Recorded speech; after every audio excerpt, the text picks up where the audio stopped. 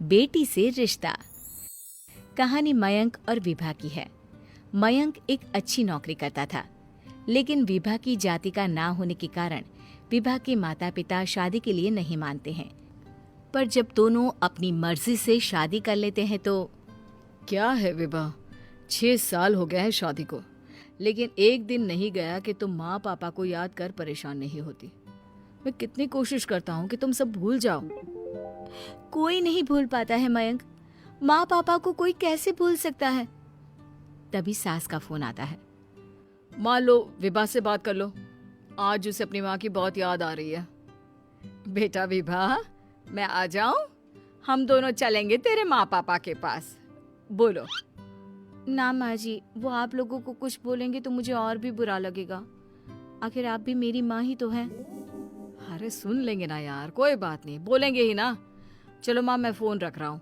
वो क्या है ना, आज विभा को लेकर डॉक्टर के पास जाना है। बहुत दिनों से इसके सर पर लगातार दर्द हो रहा है।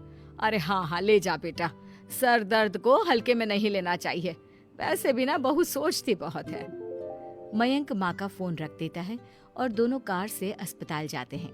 लेकिन जैसे ही वो लोग अस्पताल जाते हैं, विभा को स्ट्रेचर में नर्स उसकी माँ को लेकर जा रही दिखती है।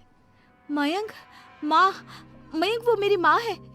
इतने सालों बाद देखी भी तो इस हाल में मैं उनके पास जा रही हूँ। अरे रुको, कहीं वो लोग तुम्हें देखकर और परेशान ना हो जाए, या फिर तुम्हें कुछ बोल ना दे विभा, तुम फिर परेशान हो जाओगी।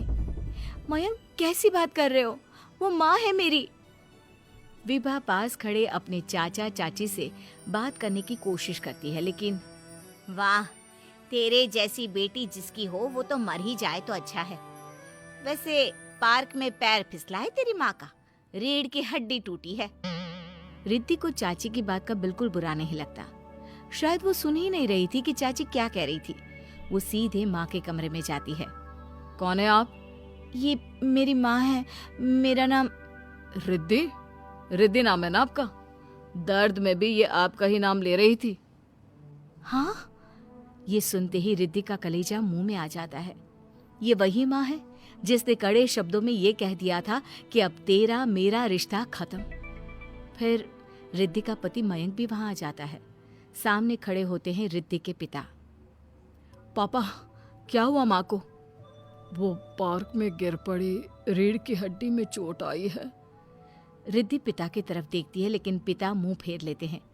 पता है मयंक, माँ दर्द में मेरा नाम ले रही थी। मेरी माँ मुझे याद कर रही थी मयंक। मैं माँ को कुछ नहीं होने दूंगी, देख लेना। हाँ रिद्धि, हम मिलकर माँ का ख्याल रखेंगे, उन्हें फिर से खड़ा कर देंगे। लेकिन भैया कहाँ है? रिद्धि पिता के सामने जाकर खड़ी हो जाती है। पापा, भैया कहाँ है? वो अमेरिका में है, वो नहीं आ पाएगा। रिद्धि फिर माँ की ओर ध्यान कर लेती है। उस पूरी रात रिद्धि माँ को देखती खड़ी रहती है। पिता मन ही मन सोचते हैं, जब इतना ही प्यार था तो क्यों चली गई किसी एक अजनबी के लिए हम सभी को छोड़कर। तभी डॉक्टर बाहर आते हैं। आपकी वाइफ को होश आ गया है, क्या मैं उनसे मिल सकता हूँ? जी नहीं, वो बार बार अपनी बेटी का नाम ले रही है। रिद्धि बेटा, तुम अंदर चली जाओ। माँ रिद्धि को देखकर रोने लगती है। बेटा, माँ के गले लग जा। मैंने तो सोचा था तेरा चेहरा देखे बिना ही मर जाऊंगी। ऐसे कैसे? भला मैं अपनी माँ को कुछ कैसे होने दे सकती हूँ? माँ उठने की कोशिश करती है, लेकिन वो उठ नहीं पाती। देखिए, आपकी रीढ़ की हड्डी में फ्रैक्चर है। मुझे प्यास लगी है, पानी पीना है। रुको माँ, मैं हूँ ना, मैं पिलाती हूँ पानी अपनी माँ को। कोई और नहीं आया? तेरे चाची चाचा आए थे माँ, पर शायद मुझे देखकर चले गए। जाने दे, इस वक्त भी पुरानी रंजिश देख रहे हैं। और रंजिश भी कैसी? माँ अपनी बेटी से नाराज ही तो थी। रिद्धि अब पूरे समय माँ के साथ रहती है। उनके हर काम को करने में उनका सहारा बनती है। फिर एक रोज, आज आपको चलने की कोशिश करनी थी, लेकिन हमारे फिजियो के डॉक्टर नहीं आए जो आपको पकड़ कर चलाते, तो फिर आज। डॉक्टर साहब, मैं हूं ना, मैं माँ को चलने में मदद करूंगी।